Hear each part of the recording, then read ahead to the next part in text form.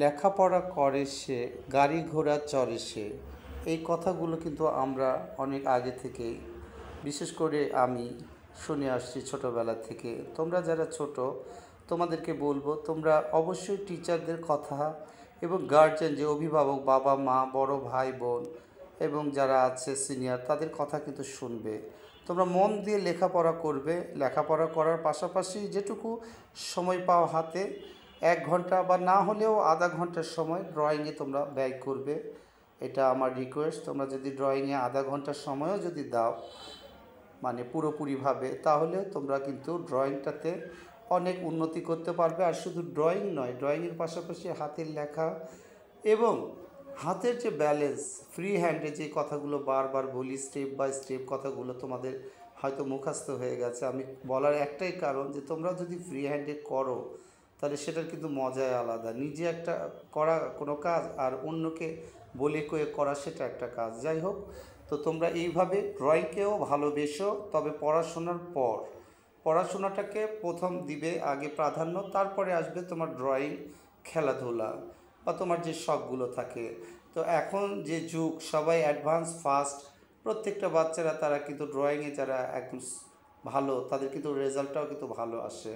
তো আশা করবো যে তোমরাও এইভাবে ড্রয়িংকে ভালোবাসবে।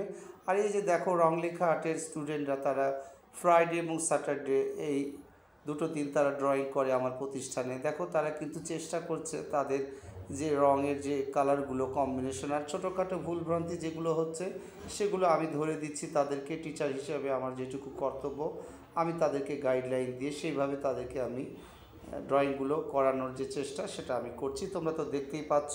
আর তোমাদের জন্যই দেওয়া হচ্ছে, যারা দূর দূরান্তে আছো, যারা রং লেখাকে দেখো এবং যারা নতুন যারা আছো, তোমরা নতুন আসছো, তোমাদেরকে ওয়েলকাম।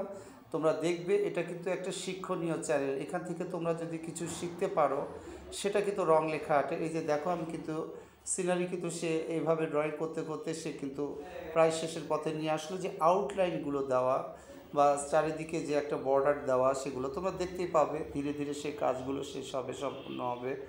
আর রং লেখা আর্ট কিন্তু এইভাবেই স্টুডেন্টদেরকে সুন্দর করে বুঝিয়ে দিয়ে ড্রয়িংগুলো আদায় করে নেয়। আর এই যে বাচ্চারা কিন্তু খুব রিল্যাক্সে, একদম খুব সুন্দরভাবে তারা ড্রয়িংগুলো করে। তো আসলে স্বাধীনতাটুকু দিতে হবে। এখানে ভয়ভীতি দেখিয়ে ড্রয়িং করে কোনো লাভ নেই। তারা তাদের মনের মাধুরী মিশিয়ে তারা সেই ব্যাপারগুলো সেখানে তারা চেষ্টা করবে, সেটাই হচ্ছে আসল কাজ।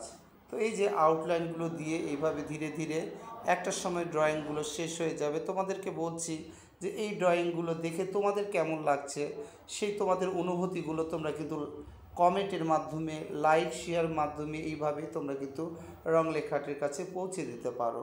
তো দেখো, আমি এই যে বাচ্চাগুলোকে এইভাবেই গাইড দিয়ে